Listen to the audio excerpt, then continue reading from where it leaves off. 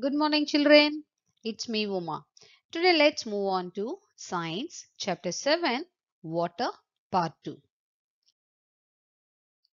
Learning Objective to know about properties of water and water cycle. Properties of water. There are three properties of water. One is shapeless, second one is tasteless, and third one is colorless. First, let us discuss about water is shapeless.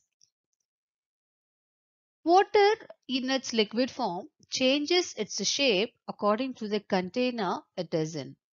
Solid form of water has a fixed shape. Ice does not take the shape of the container it is put into until it melts and turns back into water.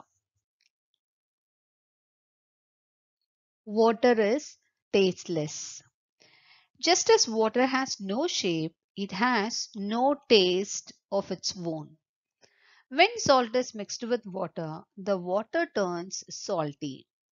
When sugar is mixed with water, it turns sweet. Water is colorless. If we put clean water in a transparent container, we can see through it. That means water has no color and it is transparent.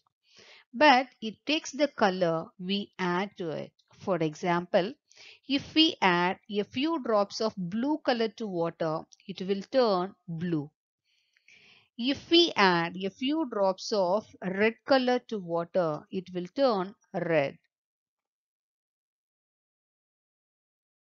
Water cycle. Do you know that the water you drink and use to bathe is almost as old as the earth itself? Yes, it sounds unbelievable, but it's true.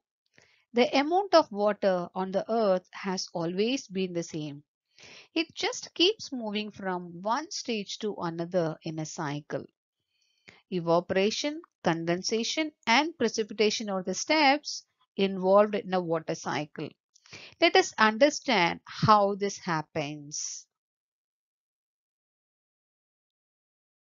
Water in lakes, rivers, and oceans gets heated from the heat of the sun. After heating, the water turns into vapor or steam and rises up in the air. This process is called evaporation. Condensation. When water vapor meets the cool air, it changes into water drops. These little water drops get together to form clouds. This process is called condensation. Precipitation. When clouds become heavy with water droplets, they come down as rain. This process is called precipitation.